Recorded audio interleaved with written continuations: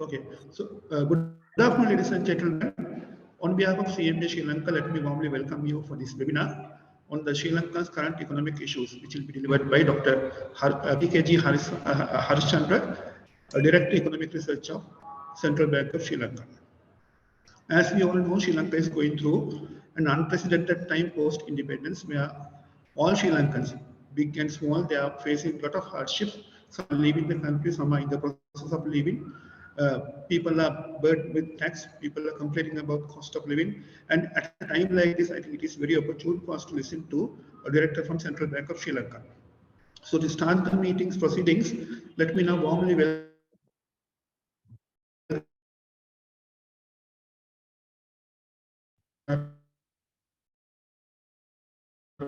whatever to welcome the audience. Over to you, sir. Good afternoon to all of you. Let me welcome our speaker this afternoon, Dr. PKB Harishchandra, who is the Director Economic Research, Central Bank of Sri Lanka, our Vice President, Mr. Hennayaka Bandara, our council members and other distinguished invitees and participants.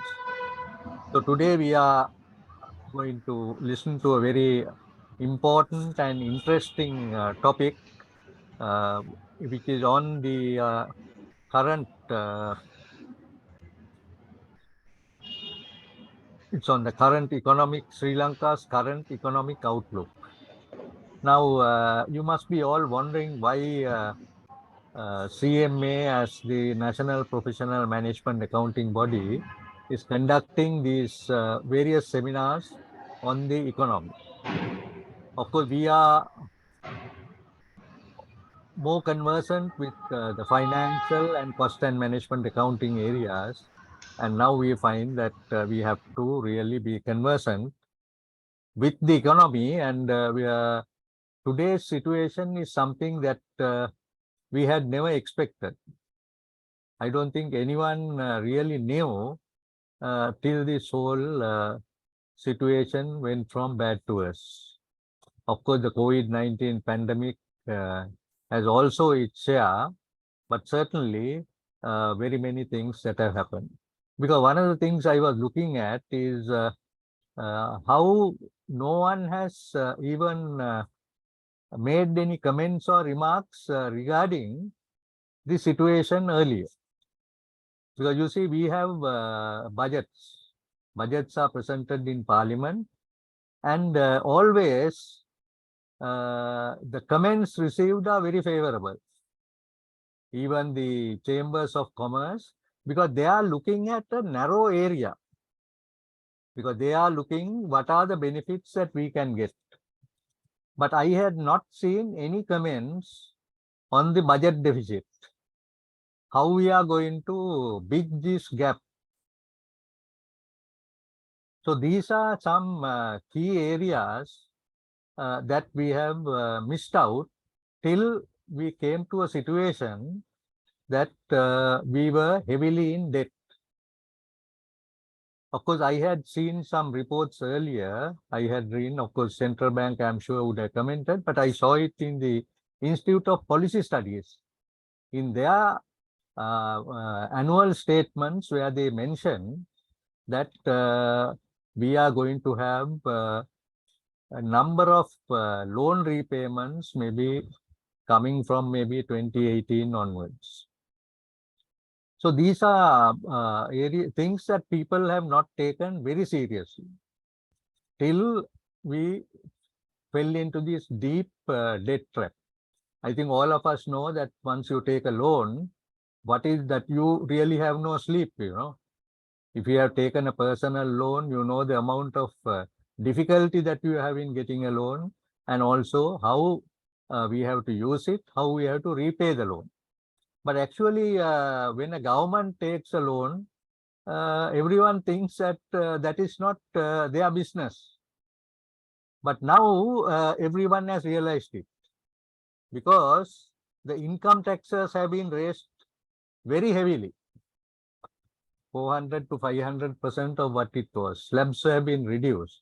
Now everyone is saying that the tax regime has to be changed because they have to pay almost all their earnings. But all this time, we did not realize till we were personally affected. When the government spends money, the government takes loans, no one was worried, no one was shouting. But people really do not know that. I'm sure that Dr. Harishchandra will tell what is the amount of loans that are outstanding, how much of foreign loans, how much of local loans. So maybe some are saying 30 billion, some are saying 40 billion, some are saying 100 billion. So I don't know what the correct figure is. You see, there is as financial accountants and management accountants, we find that the budget presented has a very big weakness. That is, it doesn't have a balance sheet. You know that they show the income and expenditure, and then they show there is a gap. But there is no balance sheet. You see, if there was a balance sheet, then we would have seen the amount of loans that have been taken by the government. So I think this is something that needs to be corrected, because as professional accountants, we see that this is a very big gap. The balance sheet should be presented to Parliament. Then only we will know the real financial situation of the country. Now, most of you who are here are from the private sector. In all your companies, you not only prepare your profit and loss account, but also the balance sheet. Because the balance sheet is something that will give the real position of the company. How are you, whether your assets are enough, whether you are able to balance your budgets, and also whether you can run comfortably without any problem. Otherwise, the auditors will give a report or statement saying that you may have to, you are insolvent, or that maybe your operations will have to close down. So I think this is a very important thing. So from our point of view, then the other thing is the expenditure. Today, the taxes have been raised by taxing the increasing the taxes. Then it must be accompanied by a similar exercise in cutting down the government expenditure. Unfortunately, we have not seen that. But now I think the Honorable President has announced that all ministries should cut their expenditure. I think every ministry should have a cost and expenditure committee. This committee will have to go through all expenses, because even a small amount, even 1 rupee saved, will really help us, because the government is going through a very difficult time, because most of the taxes that we are paying are going to service the government sector. So now only the people have realized that whatever that we are doing, whatever things that we have got free, ultimately we have to pay. So I think today we are going to have a very good maybe current economic outlook. I'm sure there will be a lot of other questions also that will come up, because a lot of them will like to know as to what is really happening, and when the IMF will come and provide us the necessary go-ahead, because this IMF package is very essential. Because once they give the go-ahead, all the countries will know that we are a safe country for investment. Now, that is the thing that we need, because otherwise, everyone is still watching the situation. So once this IMF package is finalized, then definitely it will have to go. But today, all the people are saying that the taxes are going up because of IMF.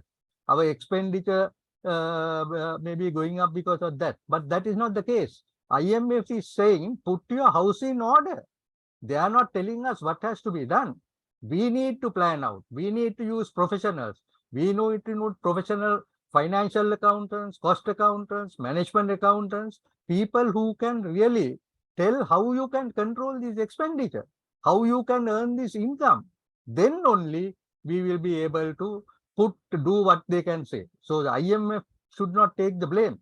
IMF is there to support us, but the government has to plan it out properly so that they will not put unnecessary burden on the people. So I think these are some of the few things I thought that as professional accountants, we should tell, in order that our views could also help in the current situation that we are. So anyway, let me once again thank Dr. Harish Chandra for making his valuable time available to us as the Director Economic Research of the Central Bank of Sri Lanka, which is the body that will be able to really look at our finances and also tell us the current situation and what corrective action we need to take if we are to go in the right direction. So thank you, and let me now hand you over to Mr. Ruchira. Thank you, Professor. Thank you very much for your opening remarks and for that welcome address. Let me now officially invite our keynote speaker today, Dr. PKG Harishchandra. Let me now give a brief introduction about Dr. Harishchandra's credentials.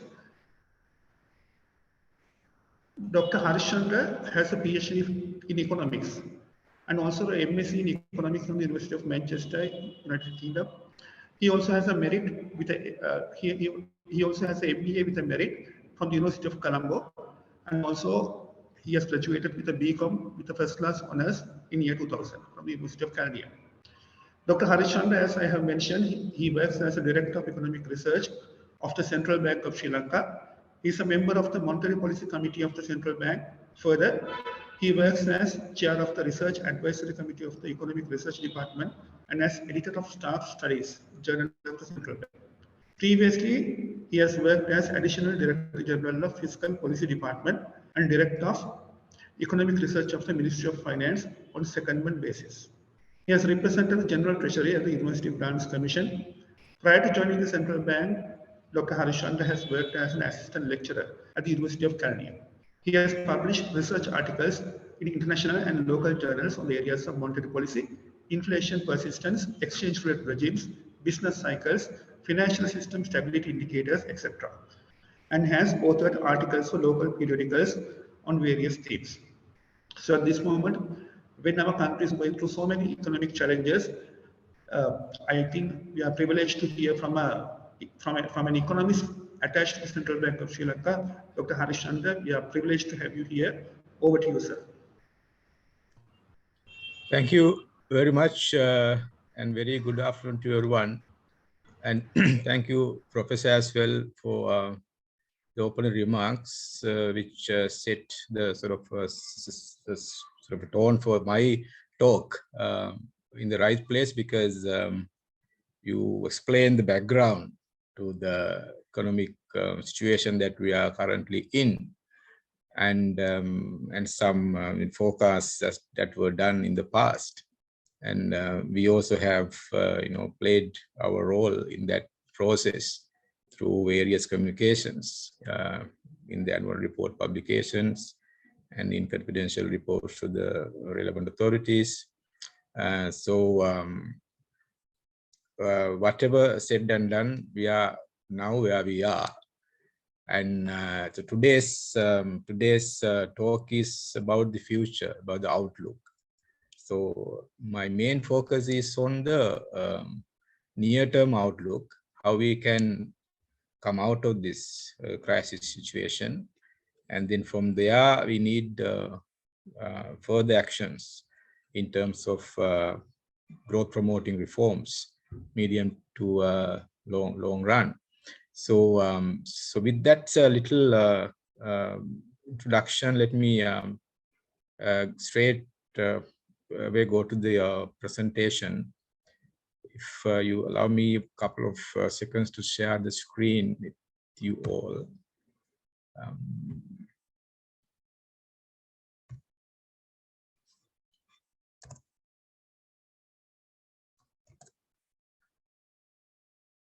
Hope Yeah, you can put to presentation mode. Presentation mode. Right, fine. You can see my slides, right? Okay, so, right. So yeah, so this is about Sri Lanka's economic outlook in the near term. I would perhaps let me minimize the. I think you have closed your video, I think. Oh, you are. Yes. Yeah.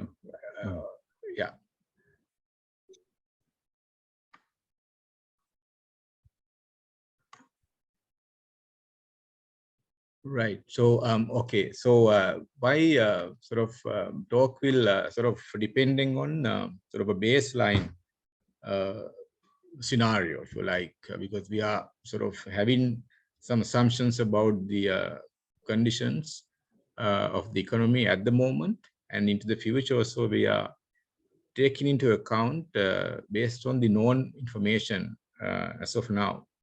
So the talk will basically depend on the baseline scenario where this also can emerge from domestic as well as global front.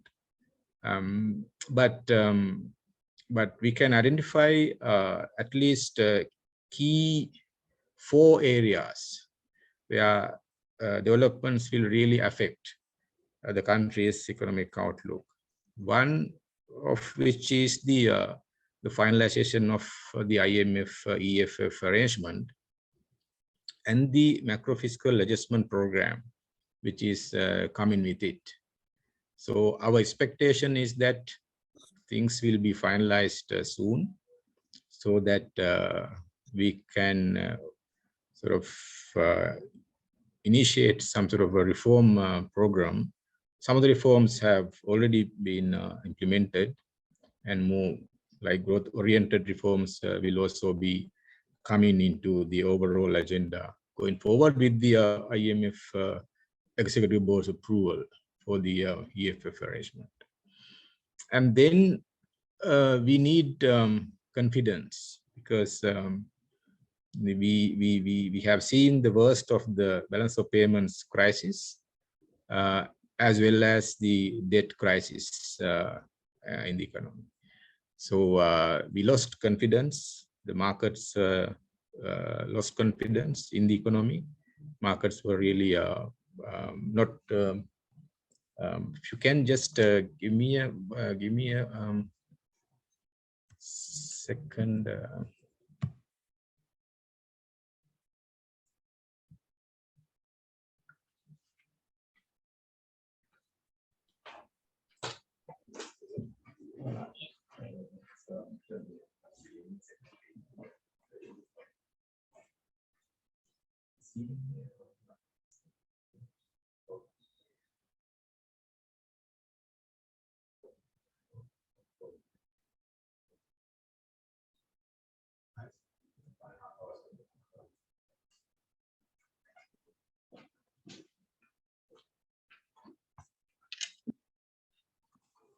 I'm extremely sorry about that. So yeah, so we need the confidence back in the market, and we are seeing some signs of confidence is returning to markets. I'll sort of show you the facts why I'm saying this, and we have further room for improvement, a long way to go in that direction. And then, well, reforms are always painful, and resistance is something unavoidable when it comes to implementing reforms. So what we need is the resolve of authorities to implement reforms, and equally important is the support of the people. So without the support of the people, it's always very difficult to implement reforms, and that is an area that we are witnessing an increasing importance at current context. So the political will and the support of people are crucial to overcome this crisis. And then the sometimes unknown factors from the global front, because there are some tensions in the geopolitical arena in terms of Russia-Ukraine war on the one hand, and on the economic front, China reopening will have some impact. So all of that, and the tightening, monetary tightening or monetary policy tightening by the advanced economies, and some volatility in capital flows, all that will also have some impact on our recovery process as well. So these are the 4 main points that I would like to highlight as relevant, closely relevant factors that shape up our outlook. And the bottom line is that we need reforms to ensure a sustained recovery over the medium to long term. So with that, let me go to the developments and the outlook in detail. So the supply side disruptions that we saw last year have been largely contained now, and we expect some rebound of activity towards the end of this year, and the economy can reach towards our potential over the medium term.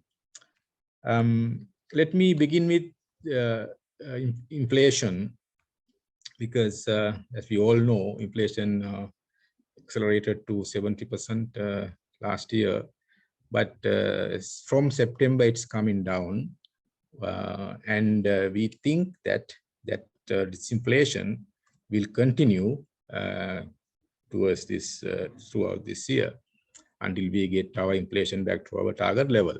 So what we know up to now is that inflation, as we see here in this chart on our left, mainly caused by food inflation, energy and transport inflation, and other factors which are in the consumer price basket.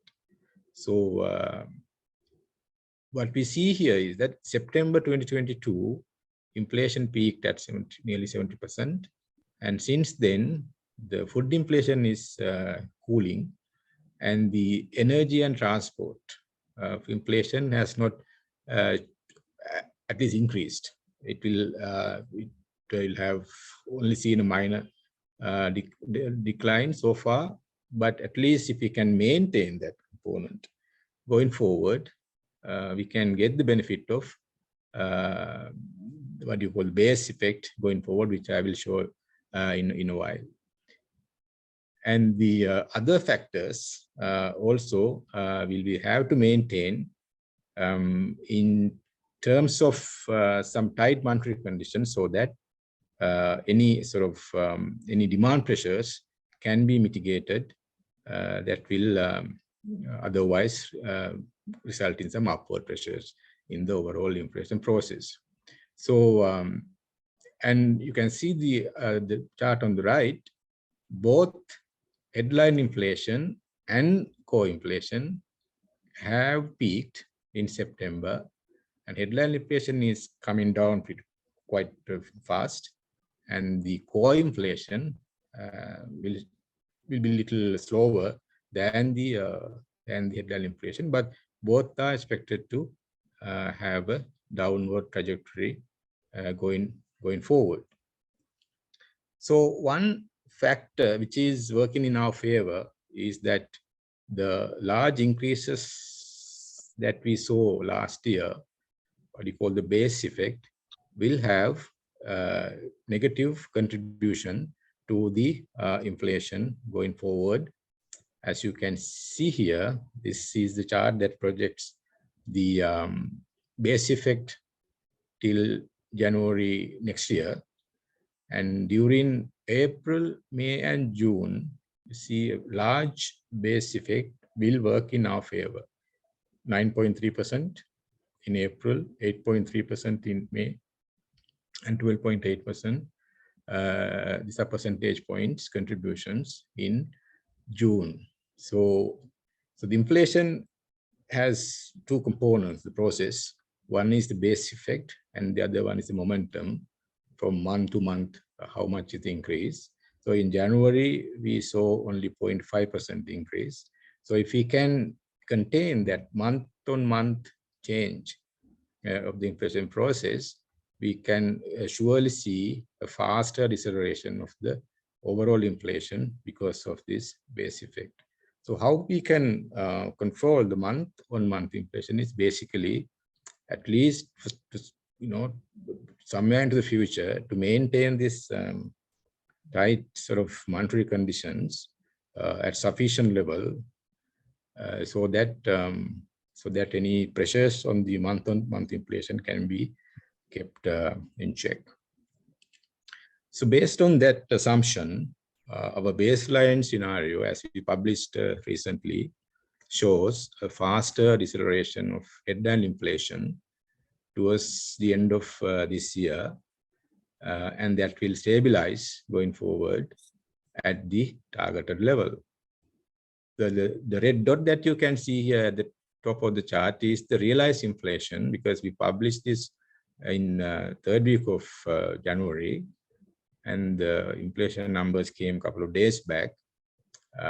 So that was 54.2%, and but we are factoring some impact due to the electricity tariff revision in February and March. That's why our quarterly inflation is edging up a bit, but on average. But we will see February inflation a little higher than January inflation due to the impact of the electricity tariff revision. But that will that effect will not deviate our disinflation path in a big way because of the benefit of the base effect. So overall, inflation will continue to decelerate, and we will get the support from sort of subdued aggregate demand conditions, and also some expected improvements in the domestic supply conditions, mainly agriculture sector, and other supply side disruptions and improvement of thereof, and the pass-through of commodity price easing from the global front into the domestic prices. And well, we just heard last night that the fuel prices, mainly petrol prices, increased, but in our rough estimate, that increase would translate into only about 0.3% in the inflation process. And because this is petrol, the second round impact of that will be minimal rather than diesel prices. So we won't see a big upward adjustment of the overall inflation path because of the this revision of petroleum prices. But going forward, if global fuel prices further ease, we will again benefit from hopefully some downward adjustment in the fuel prices. So this is headline inflation that we are seeing in the chart, but core inflation will also follow a similar trend, will reach sort of single digit level towards the end of the year.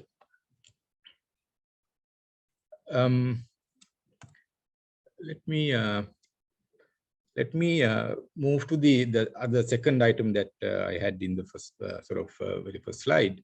So there are signs that confidence is returning to markets.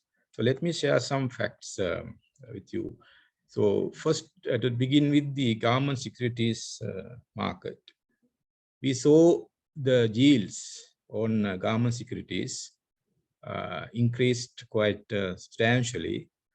And in the the chart on the left shows the policy rate adjustments and the increase of 3-month, 6-month, and 1-year T-bill rates. We can see, we will remember the 700 basis point increase in policy rates in April last year, and there is a commensurate adjustment in the government securities yields. And then yields were stabilizing for a couple of months.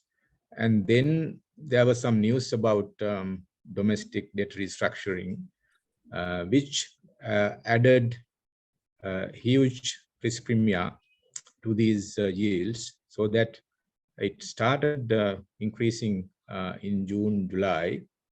And again, we tightened our monetary policy in July by 100 basis points. But since then, we didn't change the our monetary policy rates stance, and we have been maintaining tight monetary policy conditions. And the government securities yields again were stabilizing at a higher plateau with the added risk premia. But now what we are seeing is, as you can see in the box there, the yields are adjusting downward. So the 1 year rate is now at 27.7, and the 6-month rate is 28.7, and um, and 3-month is 29.9. So, and the chart on the right shows the clear downward adjustment of the yield curve. So we are seeing a fast, sort of a significant adjustment downward of the entire yield curve, and this we expect will continue going forward with more information becomes available with regard to the debt restructuring process. And to support that, we are showing here the outcome of the treasury bill auctions. So we can see here these the blue bar shows the amount that we accepted from weekly treasury bill auctions, and the sort of orange color is the underallocated amount, where some central bank intervention was required. But in the last few T-bill auctions, all issued amounts were subscribed fully by the market, except one that we had yesterday. So because of that, there's a significant reduction in the monetary financing overall in recent months compared to the first half of last year. You can see the red bars are the amount of money that the central bank provided to the government, the monthly change, that is, our treasury bill holding from month to month, the change that is. So there are significant increases in March last year, April, May, likewise. But in the second half, you see the numbers are on average significantly lower than the average in the first half. And in January so far, we actually seen a contraction, reduction of monetary financing by 50 billion rupees in January. Yeah. And so that is about the government securities market. So if you move to the domestic foreign exchange market, we see a significant improvement in the forex liquidity in the market. And therefore, we've been able to absorb more than what we supply to the market. So this chart, the component chart, shows on the left how much we have been absorbing from the market in terms of workers' remittances and export proceeds related conversions. And then the negative numbers are what we supply to the market to part finance essential imports. So in November and December, our absorption is larger than the supply. So that means we can build some reserves as well in the process. So we have seen that our reserve level has been slightly improving. Well, we have a long way to go. It's only about 1.9 billion, but there is some increase despite the unprecedented balance of payment crisis that we had witnessed last year. So with that support, exchange rate has been stable throughout last year after May, where the market guidance was sort of announced. And with that, the exchange rate shows stability, and that stability is seen in the authorized money changes rates as well. As you see here on the other chart on the right, the money changes rate, which peaked in somewhere in October last year at around 380 rupees a dollar, is coming down now to around 373 rupees a dollar level, which is pretty much in line with the customer rates offered by banks. So, well, last year as a whole, rupee depreciated by 45%, but that is because of the March, April, May period's large overshooting. But since then, exchange rate remained stable. So far this year, we have seen a marginal appreciation of 0.3%. So let's come to the domestic money market. So in the domestic money market, we saw a large liquidity deficit, and coal money market was not operational. Nobody was transacting because of lack of confidence. So and the banks were parking their excess funds at the central bank. Other banks who are in need of cash were depending on the central bank standing lending facility. So there was a large asymmetry in the liquidity distribution, and some correction was needed. So therefore, the central bank announced some measures so that we curtail the access to standing facilities by banks. And that means standing deposit facility rate, the facility was kept in terms of number of times that banks can park excess funds to 5 times per calendar month, starting from 16 January.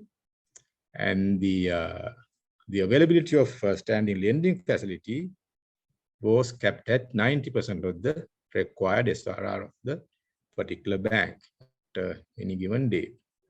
So because of that sort of restriction of the access to SLF or standing lending facility, we wanted to provide some cushion for banks which are having a very large liquidity deficit level, and we announced some term reverse repo auctions from.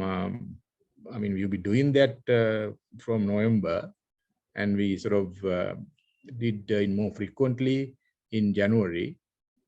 So in total, we have provided 360 billion rupees to the market, so that the overall liquidity position, the deficit level of around 600 billion at the peak, now came to it was on balance break-even level, with some large fluctuations recently because of the access to SDF standing deposit facility in intermittent way by banks.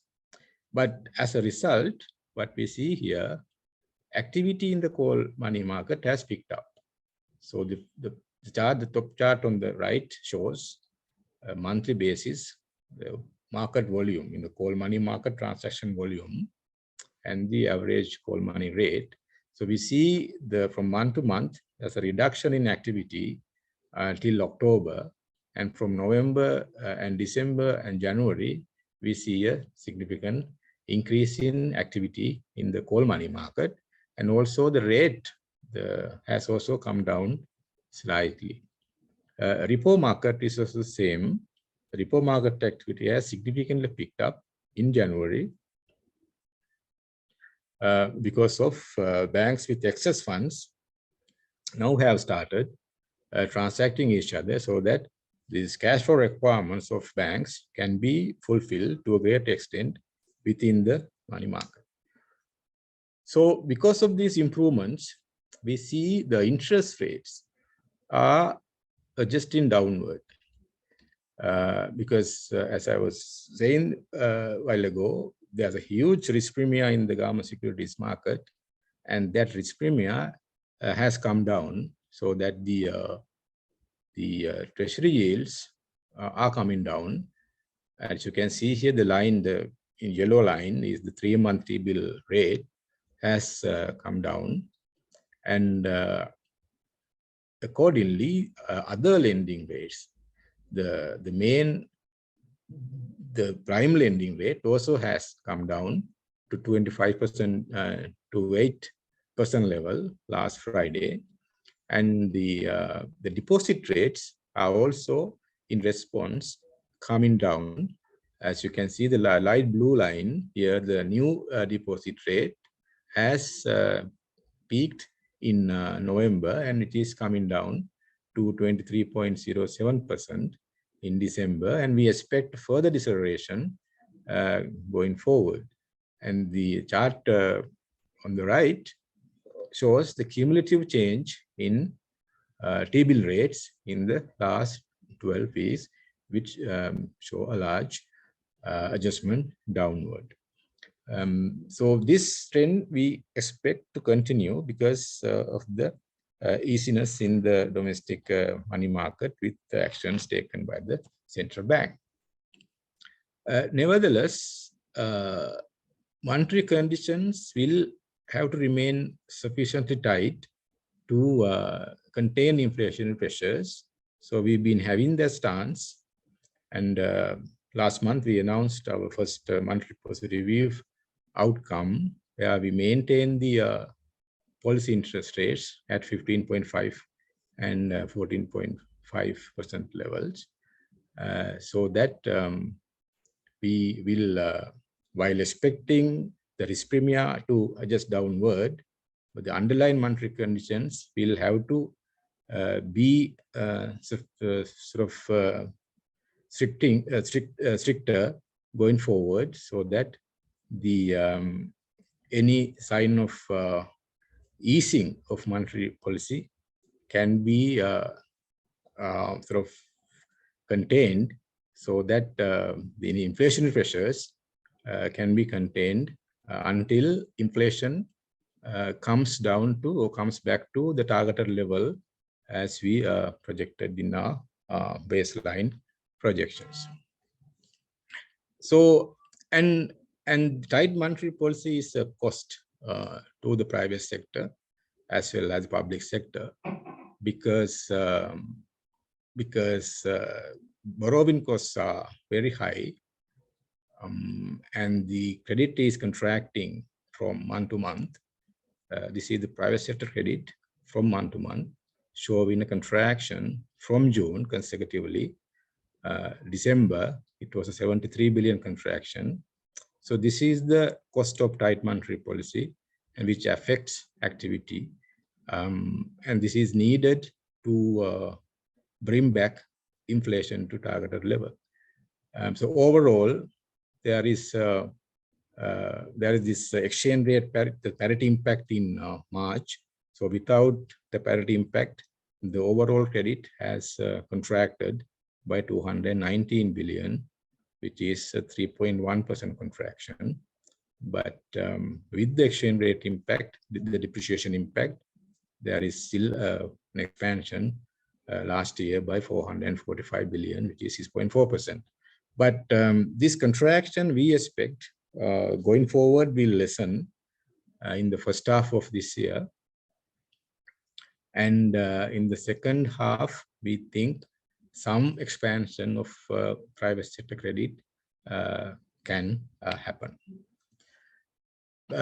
Broad money growth remains moderate because the one hand we are seeing the net foreign asset contraction negatively contributing to the broad money growth, and the despite the private sector credit contraction, the net credit to the government still remains somewhat high, so that there's a 15.5% overall growth of broad money supply.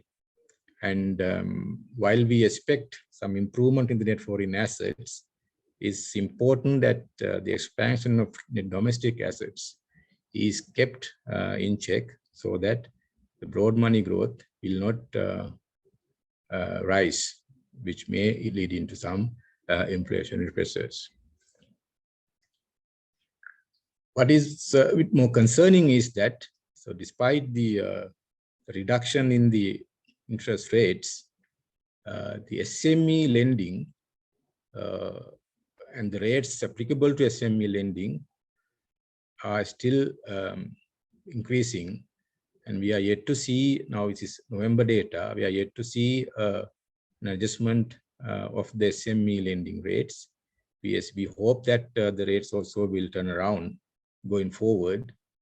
And the loan stock, the outstanding loan amount has also been coming down from March, April last year till until November. And the chart at the bottom shows on the right, our SMEs are still borrowing at 28 to 30% level. That is the large share of loans happening at that interest rate bracket. So we expect with the overall adjustment of the interest rate structure, the SME lending rates also will reflect such adjustment, because we are fully aware of the difficulties faced by the SME sector. So with that, let me move on to the external front, because we are seeing some signs of positive signs of activity, which is gathering some pace on the external front. Mainly on the trade front, we have now seen the full year data.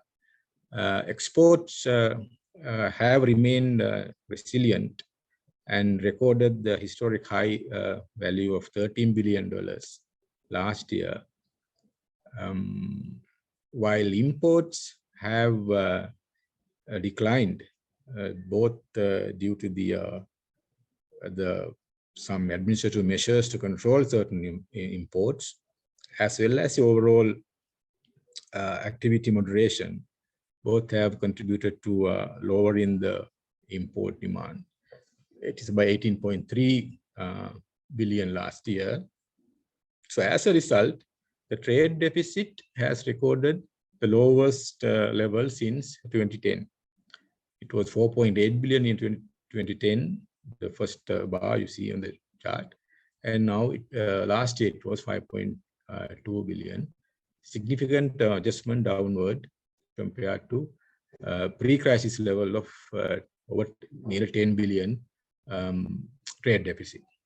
So there are signs that exports can moderate a bit in the near term because of the global demand concerns.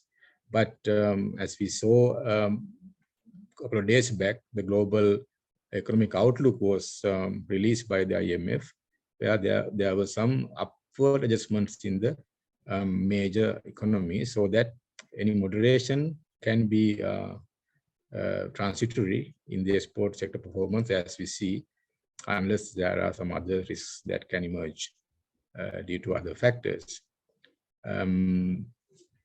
With the if you take the composition of exports and imports, the contributor is the textile and garments, about 5.9 billion, the blue component as you see, and then the other industrial exports about 2.93 billion, and then the rest of the agricultural exports, tea exports about 1.3 billion. So the major contributors to the exports. In terms of imports, we have spent a lot of dollars on intermediate goods, except fuel, about 7.5 billion. And on fuel, we have spent about 4.9 billion. And then the other investment goods, about 3 billion, and likewise. So, so the in value terms, fuel imports have actually increased, mainly because of the price impact. But in volume terms, I'm sure they have come down because of the rationing of fuel supply. And with regard to workers' remittances, we are again seeing a faster pickup of activity. The red bars shows last year the performance of workers' remittances. That's continuous upward adjustment. So December, it was about $476 million. So in total last year, we had about 3.8 billion workers' remittances, still below the 5.5 billion level that we had in 2021. But going forward, some increase in workers' remittances can be expected because of the departures that we see here, which will have some other implications, of course, in terms of labor market dynamics. But at least for workers' remittances, there'll be some positive impact coming from that. Tourism is another plus factor, which has adjusted again quite fast. Now, last month, it was about 100,000 arrivals. That is again half of what we normal year, but still to have 100,000 without China, it's a good sign. We have received tourists from India, our largest market now, without China, and then Russia, UK, Germany, because we are seeing this chart in the middle showing the countries where most of the Western countries now have started to visit Sri Lanka, so which is a good sign. So if with the Chinese tourists that we expect, will have positive impetus in the industry as a whole. Well, the health concerns remain, and it's a balance that someone will have to strike. But overall, the outlook for tourism industry looks positive. So we got, in terms of earnings, about $1.1 billion last year, more than double the amount that we received in 2021. So as a result, current account has seen some improvement last year. We have some estimates for Q4.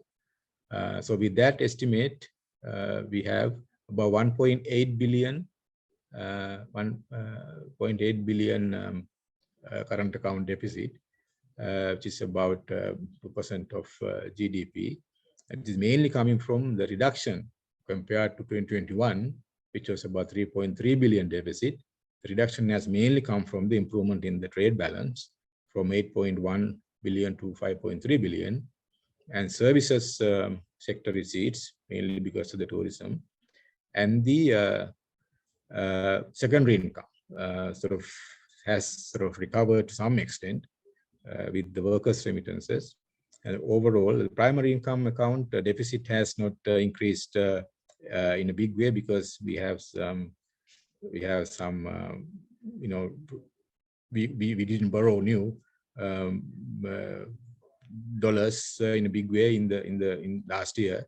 So our interest payments were not very high last year. We only have assumed, despite the debt standstill, we have assumed some interest payments on the outstanding debt stock, and there has not been a major increase to the outstanding debt stock last year. So overall, current account has shown an improvement of 1.8 billion last year. And financial account also shows some improvement, because our FDI mainly has picked up despite all pressures.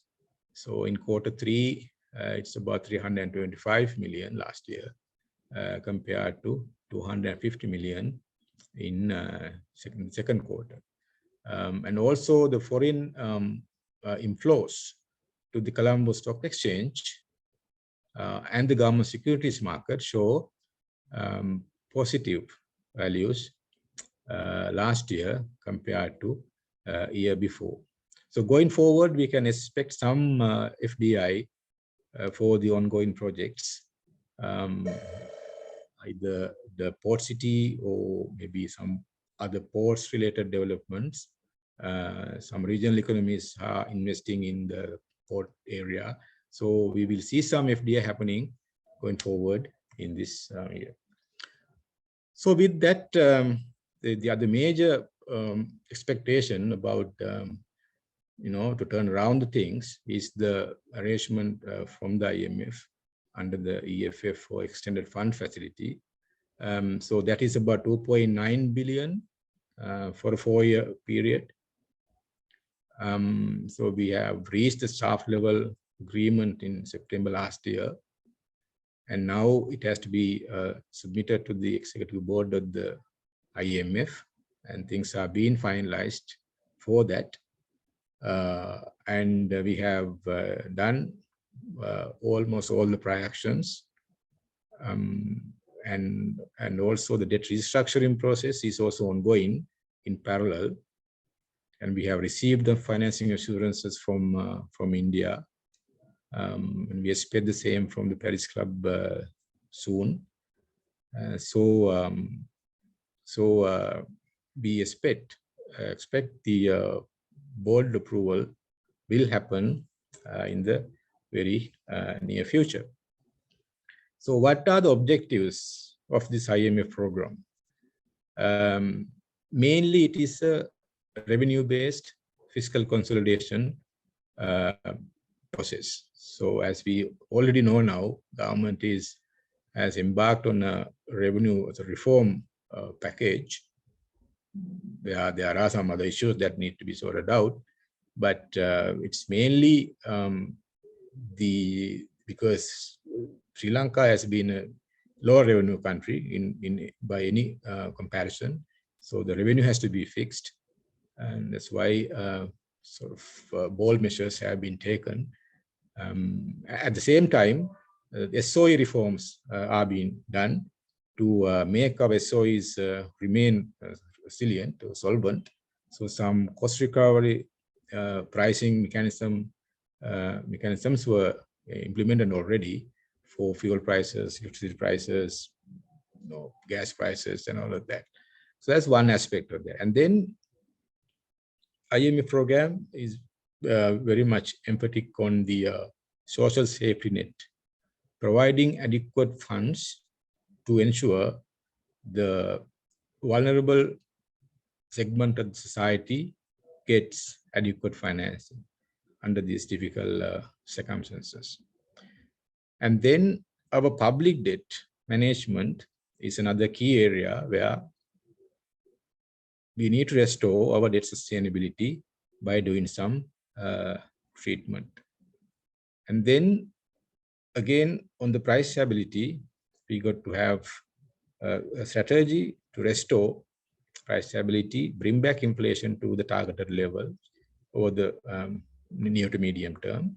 And also, we have to rebuild our reserves so that our resilience and the external sustainability can be further strengthened, and with some greater flexibility of the exchange rate as well. And this program ensures greater independence of the central bank. And also we are going to see a phasing out of monetary financing going forward, plus strong policies to safeguard financial system stability, and further measures to address governance and corruption vulnerabilities, and then over the medium to long-term perspective to unlock Sri Lanka's growth potential to implement some broader structural reforms.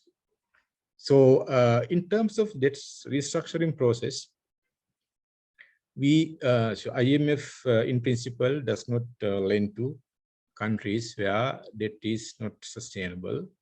And their assessment is that, and we all know by now, our debt is not sustainable. And this requires some assurances from bilateral creditors for them to present our case to the executive board. And the financing assurances with regard to public creditors and with regard to private creditors, they mean two things. With regard to official creditors, these bilateral or official creditors will have to ensure that they support the IMF program and the parameters that the program is designed for.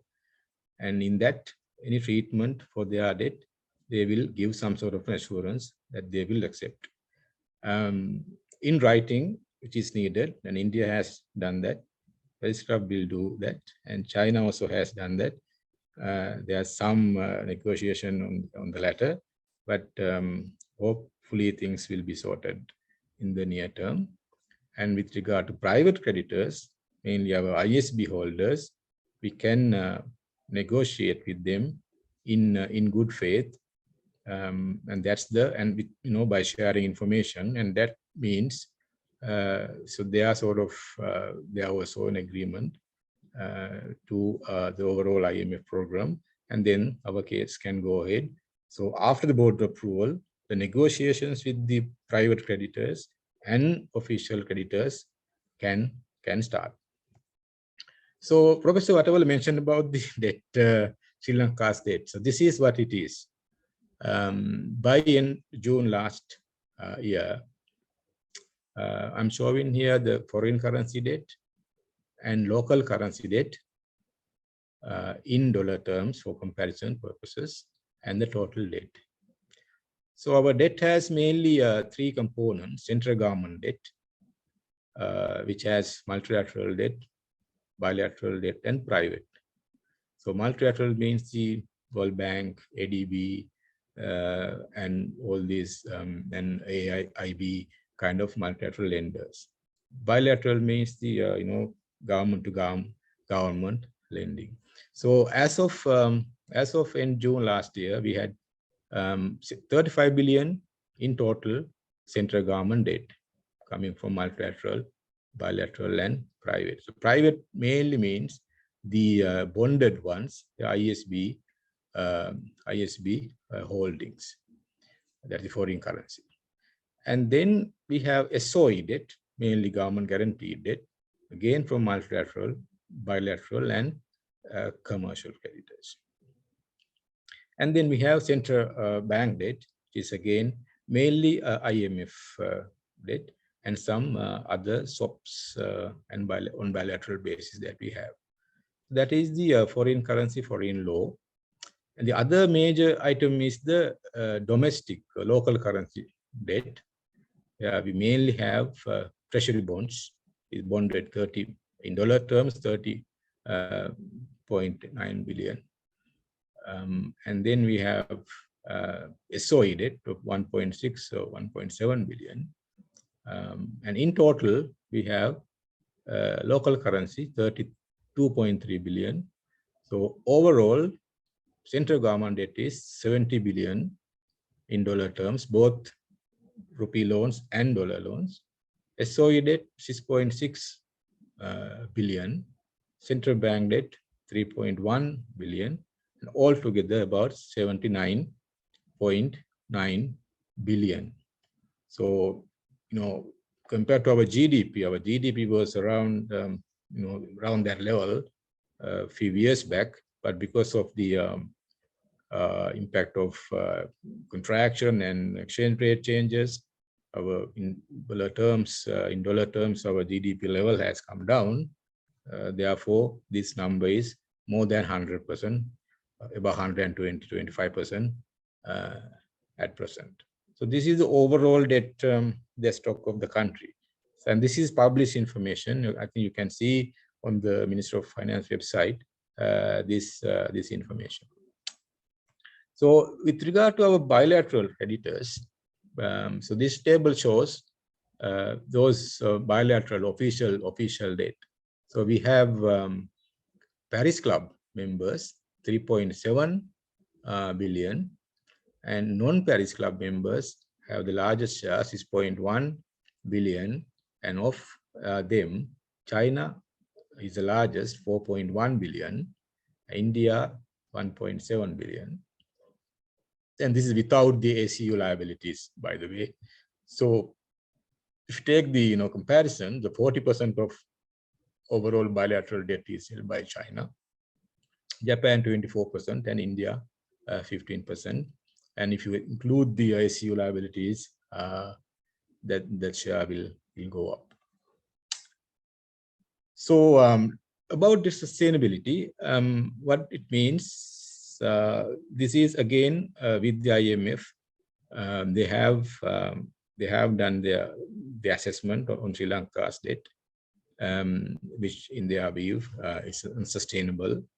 To make it sustainable, they are giving us mainly three targets in these areas. We have to have some reduction of the overall debt stock to GDP. So as I was mentioning, it's about 125% now.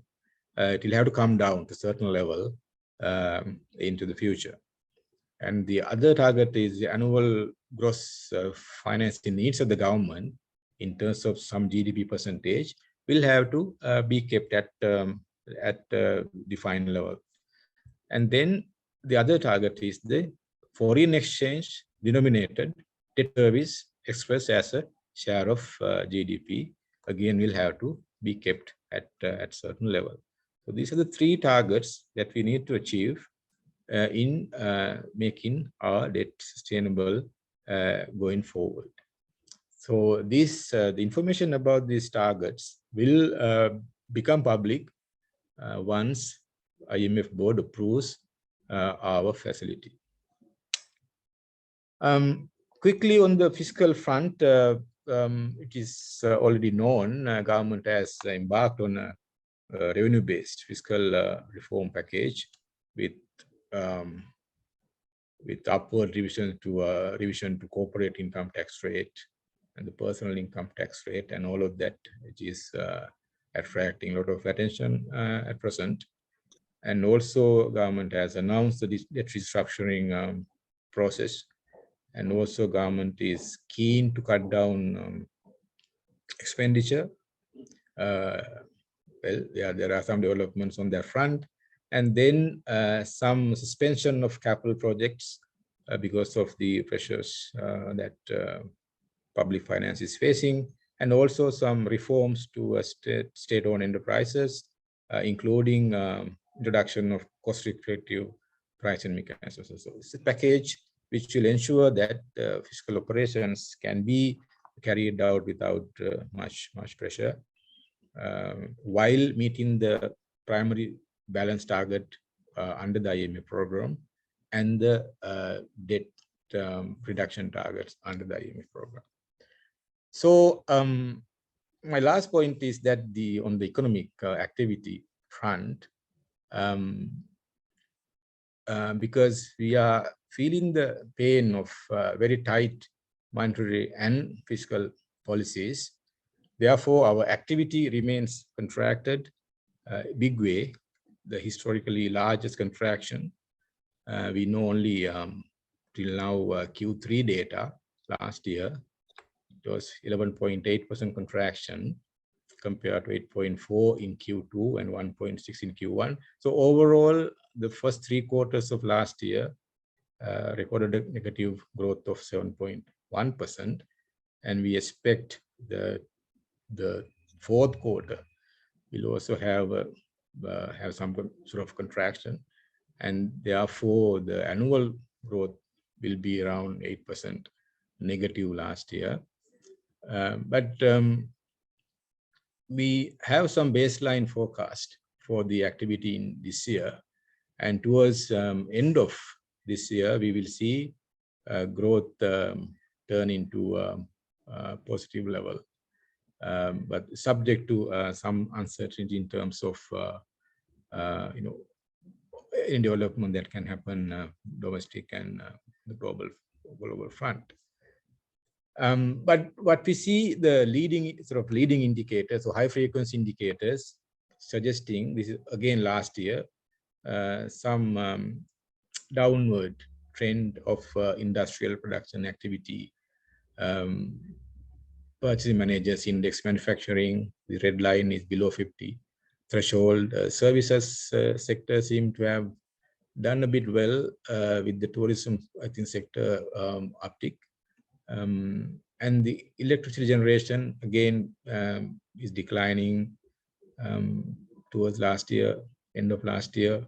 Petroleum sales also coming down toward last year, and the some indicator about the cement production, the construction sector remains largely affected by the sometimes lack of raw material and the price of raw material. So that's why we have factored again double-digit contraction in the Q4, but still we will see somewhere around overall contraction would be about 8% last year. Labor market, we see some moderation in terms of labor force participation rate from 50.1% to 49% in Q3, and commensurately the unemployment rate has increased from 4.6% to 5% in Q3, and our PMI indicators suggest some moderation in the manufacturing sector, employment, and services sector. To end my presentation, I have a couple of slides to show some sort of strength in the medium to long run, because Sri Lanka has shown in the past that it can bounce back after a shock within a relatively short period of time, because of its strengths on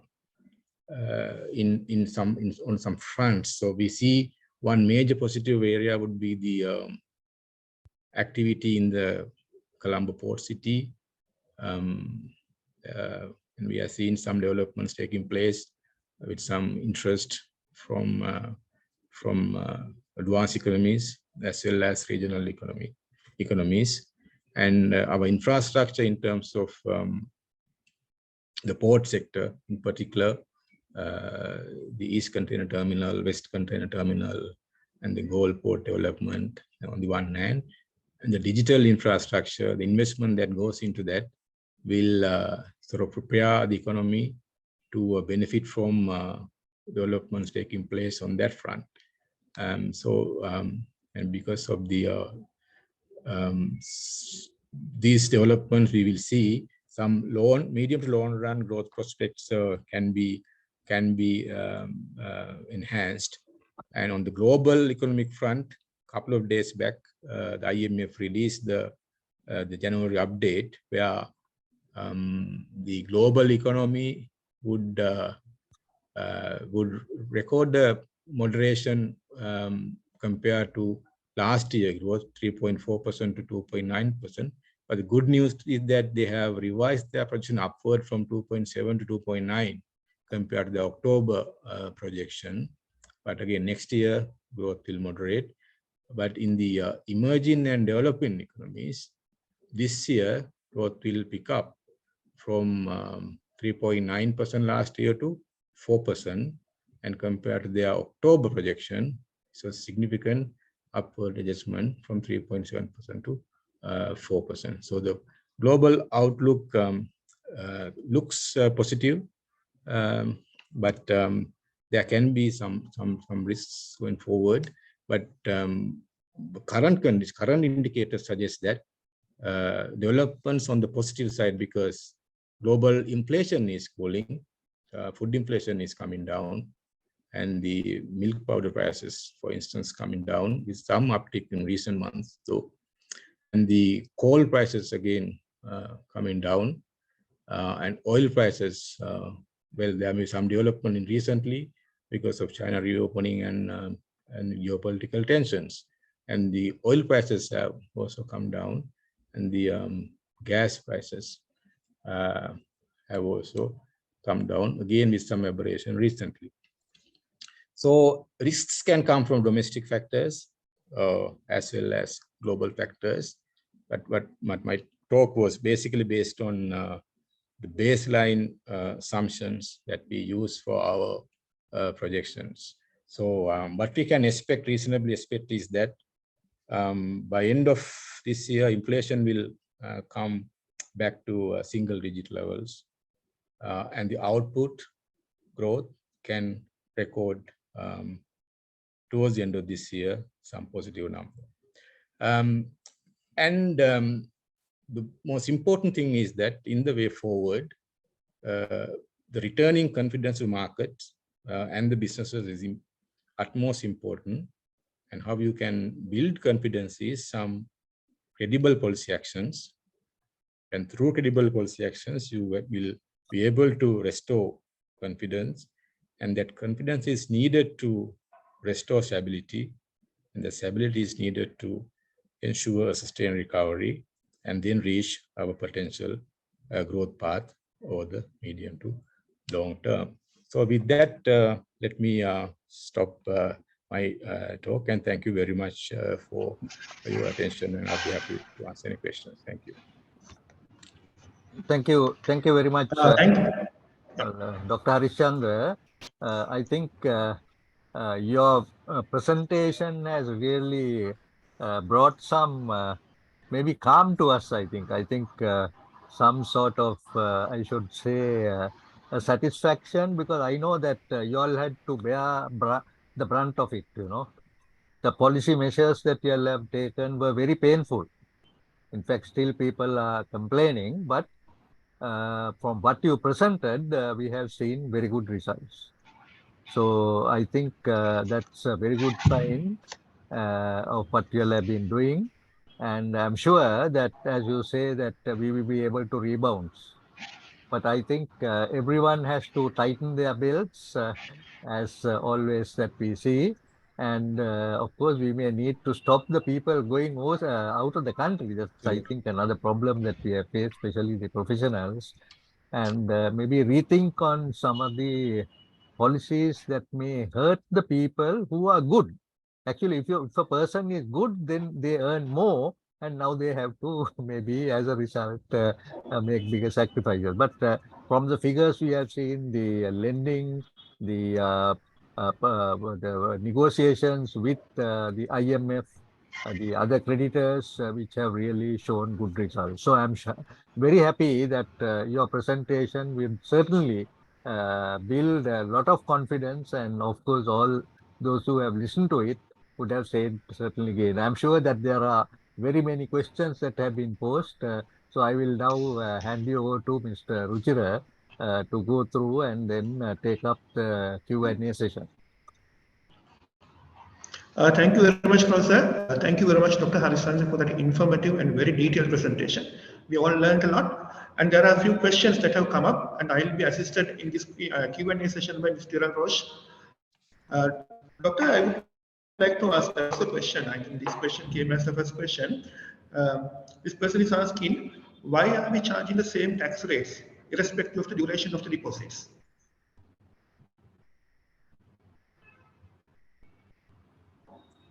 Doctor? The question, sorry, the question is, why are we charging the same tax rate irrespective Tax rates. of the deposit? Duration of the deposits. Okay. Yeah, correct. Right. I think you must be referring to the withholding tax. Yeah. Yes, correct. Correct.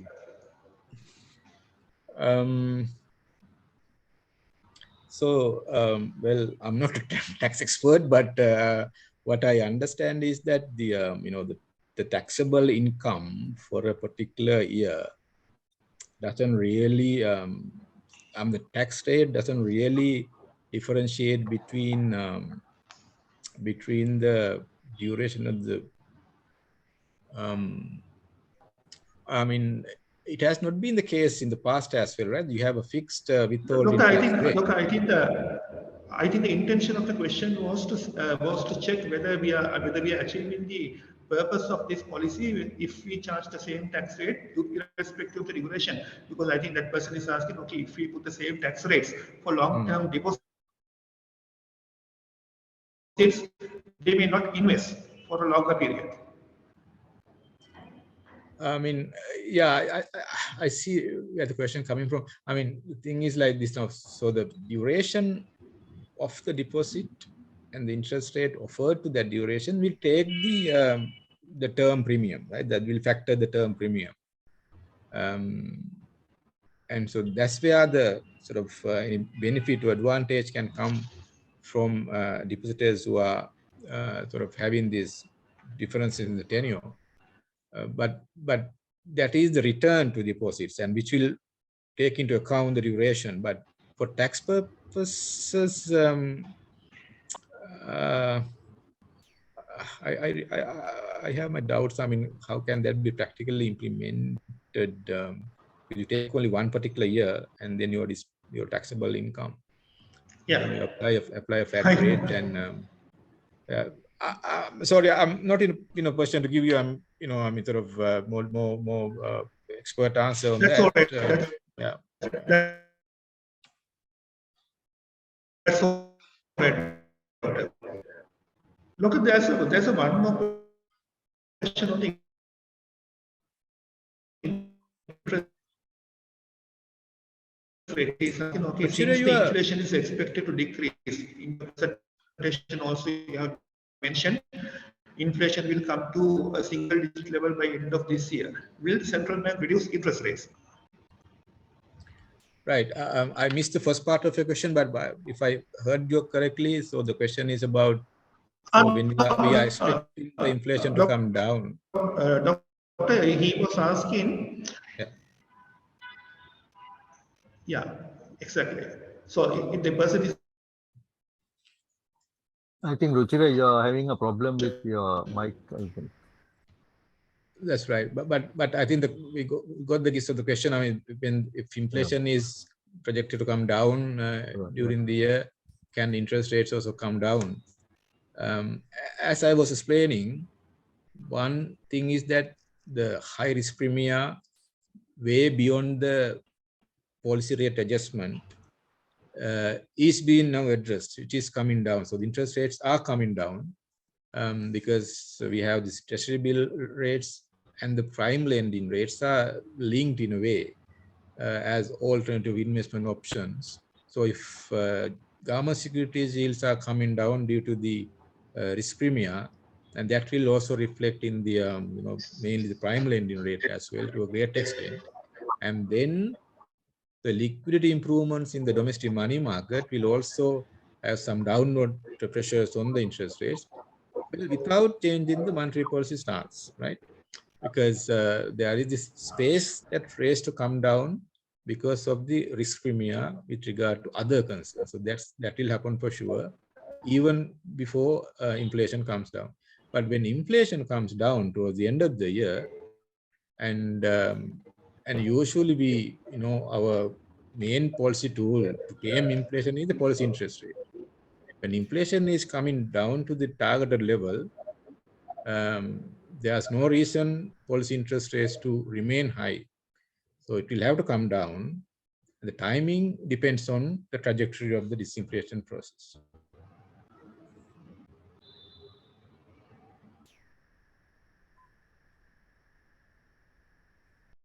Hope my answer was Yeah.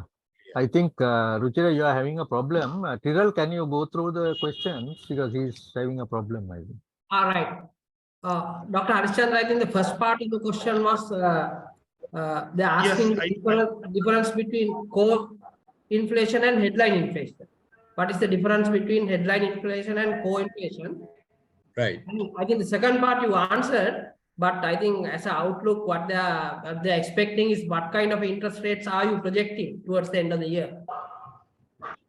That is what is valuable, isn't it?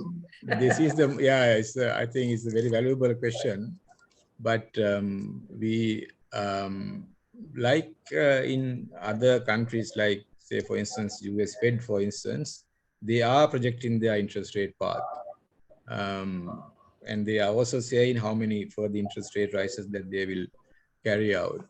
But in our case, we are not sort of talking in public the interest rate path going forward. But one can gauge the relation between inflation and interest rates. So that's the answer that I can give you at the moment, and given this consensus. And the difference between core inflation and headline inflation is very simple, because the core inflation is capturing the underlying conditions, demand conditions, while headline inflation has some volatile items in the consumer price basket, like fuel, for instance, and the some food inflation, for instance. So these are the highly volatile items in the consumer price basket. So you need to strip off these volatility to gauge the underlying demand conditions and underlying trends on the inflation. That's why we take out some of these highly volatile items from the overall CPI basket, so that usually central banks observe. Central banks target headline inflation. Our target of 4 to 6% is based on headline inflation, but we closely monitor the core inflation or underlying inflation for monetary policy purposes. Ruchira? Doctor, there is another question here. The person is asking, why can't we treat it as economic terrorism and track down Undial?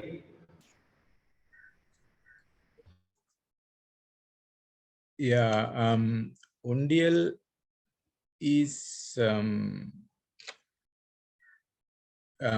what we can do is that we sort of minimize incentives that are there for the Undial market to operate, because I think it's as far as I know, it's not illegal, right? It can happen, but what we cannot do is that to go after each individual who is involved in this business, because it's so widespread.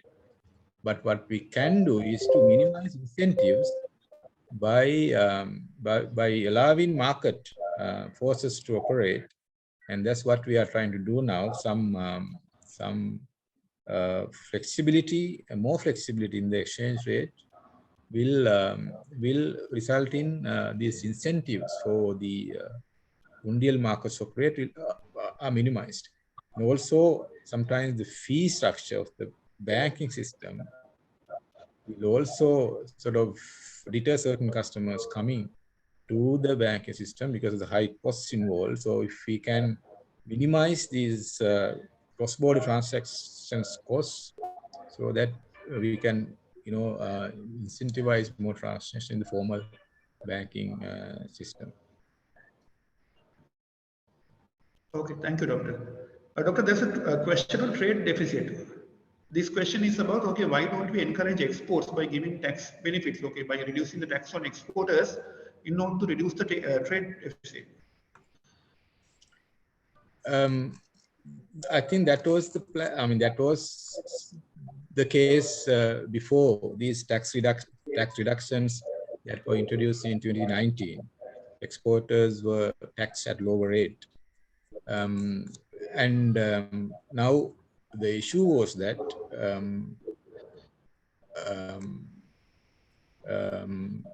we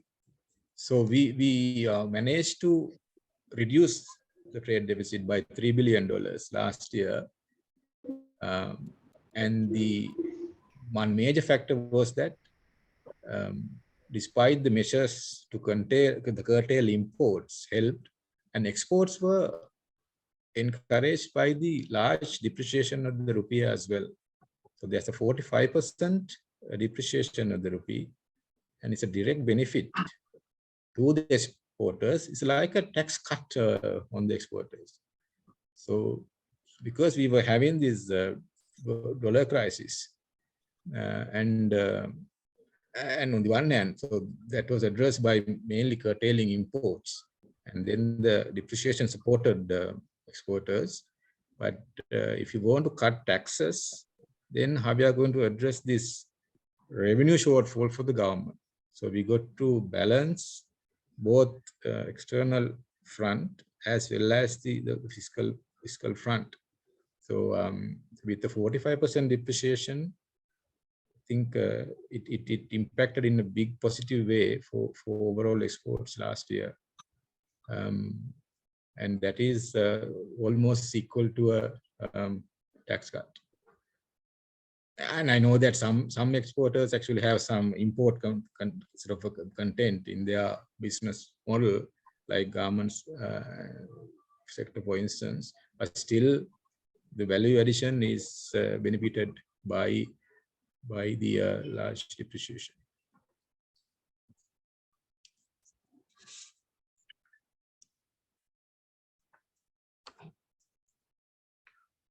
Ruchira has got stuck, no? Yeah, you can ask a question if you have anything there. Yeah, some more questions on this IMF program, Dr. Harishchandra. Do you have a roadmap of when this will happen? I think people are very curious. We say IMF change, IMF will come, but when will this happen? And when would we get the real benefit, all the consumers and the people, the citizens of it? That is, I think, the question. That's right. So we were expecting the board approval to happen last December, due to the delays in the financing assurances from official creditors, it got delayed.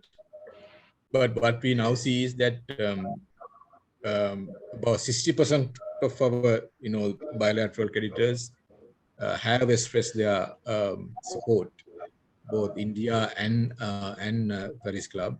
So this 40%, which is held by China, and again they have also sort of given some assurances. But with that, our expectation is that it will happen before March, and the negotiations are ongoing. Well, even this week also we have negotiations to finalize the documentation and all. So it can happen soon. So and board approval we expect can happen by March, and the funds will, the initial tranche, the first tranche of funds will come after right after board approval. So, and with that, the other multilateral lending agencies like World Bank and ADB will also come on board, so that the pressures on the external front will be eased to a great extent. And the reforms that we are envisaging within the program will bring again confidence in the economy, and the activity can normalize with take some time given the magnitude of the crisis, but things will start normalizing after that announcement. So this first half of this year we will see turnaround of the situation. Doctor, there is one more question on local debt restructuring. This person is asking, okay, whether we are going for a local debt restructuring with a capital haircut. Ruchira, unfortunately, I'm not supposed to talk on domestic debt restructuring because the whole thing is under radio silence. Okay, doctor. I think time is up, Vidura. Yeah, I think time is also up by the way. Well,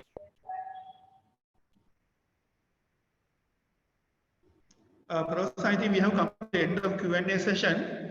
So now let me invite Vice President of CMA Sri Lanka, Mr. Hennayaka Bandara, to propose a vote of thanks. Right. Thank you, Ruchira, our valued speaker, dear participants, ladies and gentlemen. At the outset, let me thank Dr. Harichandra for providing us with a comprehensive analysis of the positive and negative factors affecting the economic outlook of our country. He emphasized the economic outlook will depend mainly on 4 important areas, including the development on the global front and support of people for reforms, which is very, very important. I think in today's context, all of us are eagerly awaiting to hear all these reforms, even though it is not taking place the way we expected. He also mentioned that the status, current status based on the latest figures of 2022, let me highlight a few of them. Due to the improvements in the earnings from industrial exports, the deficit in the trade account in 2022 narrowed to the lowest level since 2010. He also mentioned that workers' remittances in 2022 have come down, recording a decline of 31%. A favorable tourist arrival was recorded in 2022, the highest tourist arrival after 2019. Foreign investment in government securities market recorded a cumulative net inflow during the 2022. He also mentioned headline inflation decreased to 54.2% in January 2023, and he mentioned what would be the kind of forecast towards the end of this year, or rather middle of this year. With those remarks, on behalf of CMA, first I would like to thank Dr. Harichandra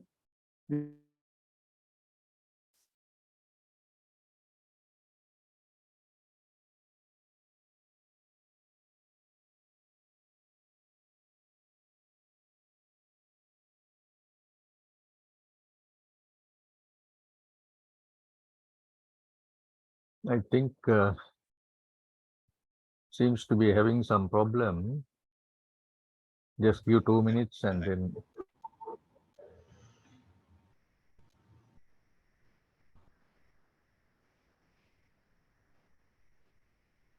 I think Dr. Harishchandra is having a little problem Mr. with Hennak, his system. I think Mr. Hennak, Hennak is there. Mr. are Hennak. you back? Can you hear Yeah, me? yeah, Yes, yeah. that Okay, was a small right. problem. Yes, I think he emphasized the importance of I mean, they're taking certain measures to get the right economic outlook.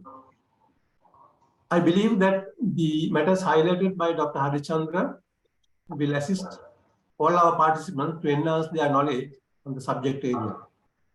Let me also thank our founder president, Professor Lakshman Ramatawala, for organizing this seminar under the CPD program to improve the knowledge of our members and all other stakeholders.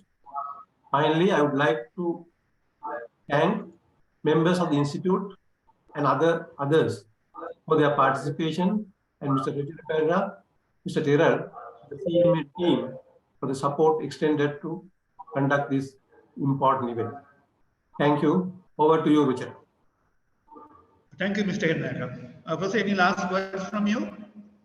Mr. Manil is also here.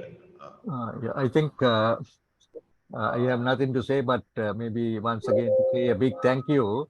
And also because I must say the director, Dr. Harishchandra, and also I must thank the governor for allowing him to come and speak to us, because I must also say that the central bank, actually the governor or his representative is on the council of CMA. So I think we have a close link with you. So I'm sure that we can continue this, and we look forward to your support. And I wish you all the very best in all the measures that you are taking. But also please look after the people, because they are also going very, very maybe hardships, which will not hope should not last for too long. So wish you all the very best, and over to you, Ruchira. Thank you, Professor. Thank you for the opportunity. Thank you again, everyone. Thank you. Thank you, Harishchandra. Thank you, Professor. Thank you. Thank you, Mr. Hennak. Thank you, Thank Tiral. you. Thank you. Okay, Thank you, Dr. Harishchandra. Thank you, Professor. Thanks, sir. Thanks, Rujira. Thanks, Mr. Hennaker. Thanks, Tiral, and all our participants and our council members who have been present here. Okay, we will close. Okay, Professor. See you. Right, okay, thank you.